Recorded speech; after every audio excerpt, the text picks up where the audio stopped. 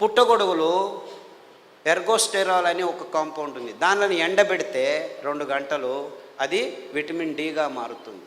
So మీరు రావద్దండి, సాఫ్ట్వేర్లో అలా పని చేస్తూనే ఉండండి, పర్వాలేదు. వారానికి ఒకసారి ఎండబెట్టిన పుట్టగొడుగులను నానబెట్టుకొని 1-2 సార్లు తింటే మీకు విటమిన్ డి వస్తుందని చెప్పొచ్చు కదా వీళ్ళు. ఎందుకంటే విటమిన్ ట్యాబ్లెట్స్ నుంచి ఏ జీవము సరిగ్గా పీల్చుకోలేదు. Supplements are no good at all. Vitamin tablets are useless.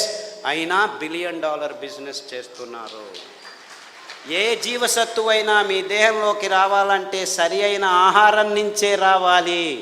So ఆ ఆహార పదార్థాలని గుర్తించి చెప్పాల్సిన ఈ విజ్ఞానుల రెస్పాన్సిబిలిటీ ట్యాబ్లెట్లను అమ్మేదానికి వాడుకుంటున్నారు. ఇంతే, ఇంకేమీ లేదు.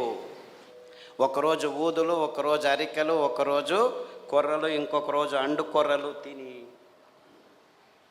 మునగాకు కషాయం, చింత ఆకు కషాయం, రావి ఆకు కషాయం, వేప ఆకు కషాయం తాగితే అది ఆడవాళ్ళు పీసీఓడి ప్రాబ్లం కావచ్చు, అంటే అండాశయాల్లో ముట్టయితే ఆగదు, ఆగితే రాదు.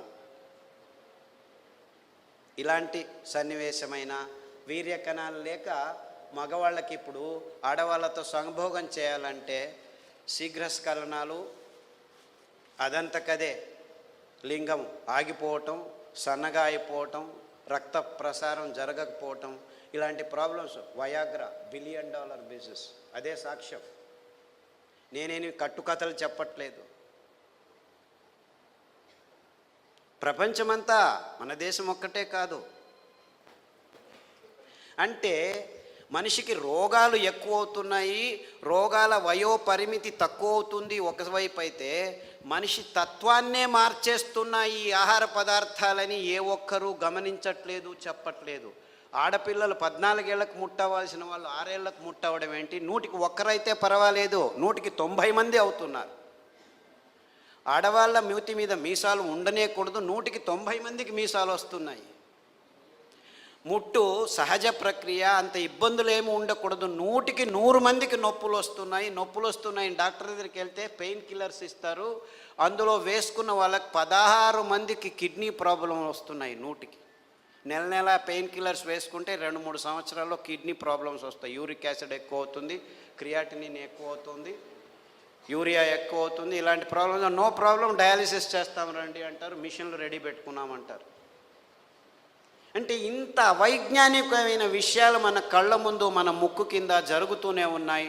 ఏ ఒక్కరూ లేచి అడగట్లేదు, ప్రశ్నించటం లేదు. ఎందుకంటే సైన్స్, విజ్ఞానం అనే ఈ కబంధ హస్తాల్లో ఇరుక్కుపోయాము. అంతా విజ్ఞానమే. ఎక్కడుంది? ఈ వాణిజ్యీకరణ ఒత్తడంలో చేసి ఎవరు నోరు మెదపకుండా చేసేసారు. So what are we doing here? మళ్ళా గొప్పగా జంబాలు, రేపు మొన్నోడు పోయి మంగళహరులో సంసారం పొద్దున్న లేస్తే కక్కస్ సరిగ్గా చేయట్లేదు. ప్రతి ఒక్కరూ కక్కస్ చేయాలంటే ట్యాబ్లెట్ తీసుకోవాలి, లేకపోతే వేడి నీళ్ళు తాగాలి, లేకపోతే ఇక్కడి నుంచి అక్కడికి తిరగాలి, బీడీ తాగాలి, సిగరెట్ తాగాలి, కాఫీ తాగాలి, లేదు ఒక పెగ్గు వేయాడు. వాడు డాక్టరే పెగ్గు వేయమన్నాడు, మగ్గులు వేసుకుంటూ కూర్చున్నారు. అర్థమైందా peg mug? This is the nonsense that human race has been indulging in the last 30-40 years. And we are all claiming ourselves to be civilized, educated, and in scientific age. ఏమిట్రా science? పొద్దున్న లేస్తే కక్కస్ చేయలేవు, రాత్రి వస్తే నిద్రపోలేవు. పుట్టగొడుగులు ergosterol అని ఒక compound ఉంది. దానిని ఎండబెడితే 2 గంటలు అది విటమిన్ డిగా మారుతుంది. సో మీరు రావద్దండి, సాఫ్ట్వేర్లో అలా పని చేస్తూనే ఉండండి, పర్వాలేదు. వారానికి ఒకసారి ఎండబెట్టిన పుట్టగొడుగులను నానబెట్టుకొని 1-2 సార్లు తింటే మీకు విటమిన్ డి వస్తుందని చెప్పొచ్చు కదా వీళ్ళు. ఎందుకంటే విటమిన్ ట్యాబ్లెట్స్ నుంచి ఏ జీవము సరిగ్గా పీల్చుకోలేదు. Supplements are no good at all. Vitamin tablets are useless. అయినా $1 బిలియన్ బిజినెస్ చేస్తున్నారు. ఏ జీవసత్తువైనా మీ దేహంలోకి రావాలంటే సరి అయిన ఆహారం నుంచే రావాలి. సో ఆ ఆహార పదార్థాలని గుర్తించి చెప్పాల్సిన ఈ విజ్ఞానుల రెస్పాన్సిబిలిటీ ట్యాబ్లెట్లను అమ్మేదానికి వాడుకుంటున్నారు. ఇంతే, ఇంకేమీ లేదు. ఒకరోజు ఊదులు, ఒకరోజు అరికెలు, ఒకరోజు కొర్రలు, ఇంకొక రోజు అండు కొర్రలు తిని మునగాకు కషాయం, చింత ఆకు కషాయం, రావి ఆకు కషాయం, వేప ఆకు కషాయం తాగితే అది ఆడవాళ్ళు పీసీఓడి ప్రాబ్లం కావచ్చు, అంటే అండాశయంలో ముట్టయితే ఆగదు, ఆగితే రాదు. ఇలాంటి సన్నివేశమైన వీర్యకణాలు లేక మగవాళ్ళకి ఇప్పుడు ఆడవాళ్ళతో సంభోగం చేయాలంటే శీఘ్రస్ఖలనాలు, అదంతకదే లింగం ఆగిపోవటం, సన్నగా అయిపోవటం, రక్త ప్రసారం జరగకపోవటం, ఇలాంటి ప్రాబ్లమ్స్. వయాగ్రా $1 బిలియన్ బిజినెస్, అదే సాక్ష్యం. నేనేమి కట్టుకథలు చెప్పట్లేదు.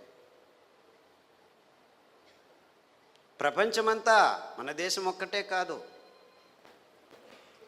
అంటే మనిషికి రోగాలు ఎక్కువ అవుతున్నాయి, రోగాల వయోపరిమితి తక్కువ అవుతుంది ఒకవైపు అయితే, మనిషి తత్వాన్నే మార్చేస్తున్నాయి ఈ ఆహార పదార్థాలని ఏ ఒక్కరూ గమనించట్లేదు, చెప్పట్లేదు. ఆడపిల్లలు 14 ఏళ్లకు ముట్టవలసిన వాళ్ళు 6 ఏళ్లకు ముట్టవడం ఏంటి? 100కి 1 పర్వాలేదు, 100కి 90 మంది అవుతున్నారు.